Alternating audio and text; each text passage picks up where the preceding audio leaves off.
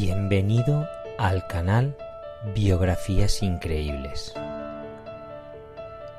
Hoy te presentamos Frida Kahlo, la vida pintada desde el dolor y la identidad. En el corazón de Yoacán, cuando aún era un pequeño poblado al sur de la Ciudad de México, nació el 6 de julio de 1907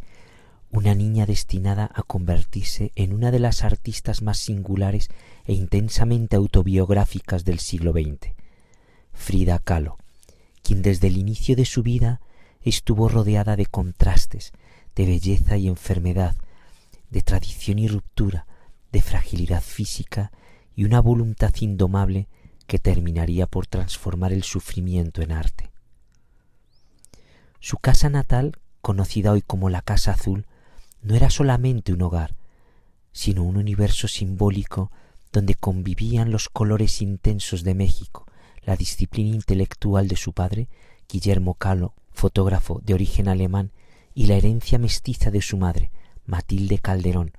profundamente religiosa y arraigada a las costumbres tradicionales, una dualidad que marcaría profundamente la identidad visual y emocional de Frida. Desde muy pequeña, la vida le impuso una primera prueba. A los 6 años contrajo poliomielitis, enfermedad que debilitó su pierna derecha y la dejó con una ligera cojera que, aunque trató de ocultar durante años, la acompañaría siempre, empujándola a desarrollar un carácter fuerte y una necesidad casi feroz de afirmarse ante el mundo. Sin embargo, lejos de replegarse, Frida fue una joven inquieta, curiosa y brillante, una de las pocas mujeres admitidas en la Escuela Nacional Preparatoria de la Ciudad de México, donde inicialmente no soñaba con ser pintora, sino médica, fascinada por el funcionamiento del cuerpo humano, una fascinación que más tarde se transformaría en una representación visceral del cuerpo herido en sus pinturas. Fue en ese entorno donde conoció por primera vez a Diego Rivera, quien realizaba un mural en la escuela y a quien observaba con mezcla de admiración y desafío, sin imaginar que años después su vida quedaría profundamente entrelazada con la de aquel artista ya consagrado. Pero el destino tenía preparado un giro brutal. El 17 de septiembre de 1925, el autobús en el que viajaba Frida fue embestido por un tranvía en un accidente devastador que fracturó su columna vertebral, su pelvis, varias costillas y su pierna, además de atravesar su abdomen con una barra metálica, un hecho que la dejó al borde de la muerte y que marcaría para siempre su existencia. Durante los largos meses de convalecencia, postrada en una cama con un corsé de yeso que inmovilizaba su cuerpo, Frida comenzó a pintar, utilizando un caballete adaptado y un espejo colocado sobre ella, lo que dio origen a una de las características más reconocibles de su obra, el autorretrato, no como ejercicio de vanidad, sino como necesidad de exploración interior, como si cada pincelada fuese una forma de reconstruirse. Uno de los aspectos menos conocidos de esta etapa es que en ese aislamiento Frida desarrolló un agudo sentido del humor oscuro, escribiendo cartas donde mezclaba ironía y dolor y decorando incluso sus corsés con símbolos, fetos, flores y martillos, como si su propio cuerpo fuese ya una obra en proceso. A medida que su pintura evolucionaba, decidió mostrar su trabajo a Diego Rivera, quien no solo reconoció su talento de inmediato, sino que también quedó profundamente impactado por la intensidad emocional de sus cuadros, iniciando así una relación amorosa que sería tan apasionada como tormentosa. Se casaron en 1929, en lo que muchos describieron como la unión entre un elefante y una paloma, debido a la diferencia física entre ambos, pero también a sus personalidades contrastantes, él expansivo, infiel y monumental, ella introspectiva, incisiva y emocionalmente volcánica. La vida de Frida junto a Rivera le llevó a viajar por Estados Unidos,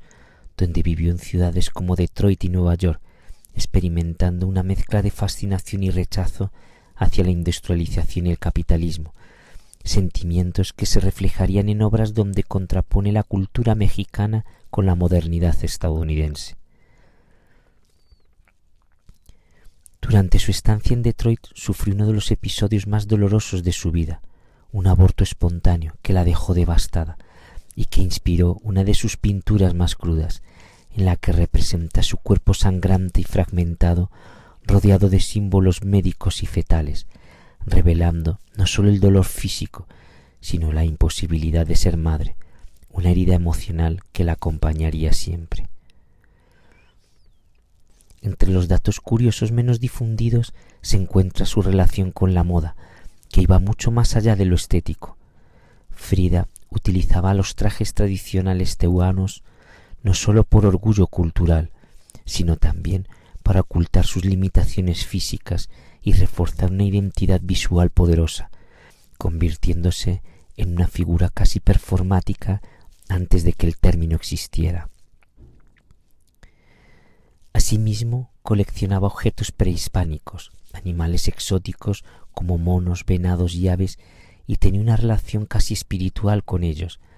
integrándolos en su vida cotidiana y en su iconografía pictórica,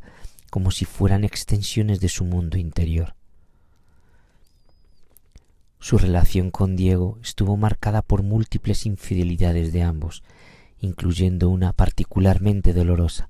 la de Rivera con Cristina Kahlo, hermana de Frida, lo que provocó una ruptura emocional profunda que se reflejaría en obras cargadas de traición, desdoblamiento y pérdida de identidad. A pesar de separarse en 1939, volvieron a casarse al año siguiente, en una relación redefinida bajo nuevas condiciones, más independientes pero igualmente intensas, como si ambos fueran incapaces de existir completamente separados. En el ámbito político, Frida fue una ferviente militante comunista y su casa llegó a albergar a figuras como León Trotsky, con quien, según diversos relatos, mantuvo un breve romance, añadiendo otra capa de complejidad a su vida personal. Su obra, a menudo asociada al surrealismo, fue descrita por André Breton como parte de ese movimiento, aunque Frida rechazaba esa etiqueta afirmando que no pintaba sueños, sino su propia realidad, una realidad atravesada por el dolor físico constante, múltiples cirugías y una dependencia creciente de analgésicos. Uno de los aspectos más impactantes de su vida tardía fue su capacidad de seguir creando a pesar del deterioro físico extremo, pintando incluso desde la cama y asistiendo a su primera exposición individual en México en 1953, acostada en una cama instalada en la galería, en un acto que mezclaba desafío, teatralidad y afirmación artística. En sus últimos años su salud empeoró gravemente, culminando con la amputación de su pierna derecha, lo que la sumió en una profunda depresión, aunque nunca dejó de pintar ni de escribir, dejando en su diario reflexiones cargadas de poesía, dolor y una aceptación casi mística de la muerte. Frida Kahlo falleció el 13 de julio de 1954 en su Casa Azul, a los 47 años, dejando tras de sí una obra que décadas después alcanzaría una relevancia global que ella misma apenas pudo vislumbrar en vida. Hoy su imagen se ha convertido en un símbolo universal de resistencia, identidad, feminismo y autenticidad, aunque más allá del mito permanece la esencia de una mujer que transformó su cuerpo roto en un lenguaje visual único, que hizo del dolor una estética y de su vida una narrativa que continúa resonando con fuerza en cada generación. Y quizá, entre todos los datos curiosos que rodean su figura, uno de los más reveladores sea este. Frida Kahlo no solo pintó su realidad, sino que la reinventó constantemente, como si cada cuadro fuese una forma de volver a existir.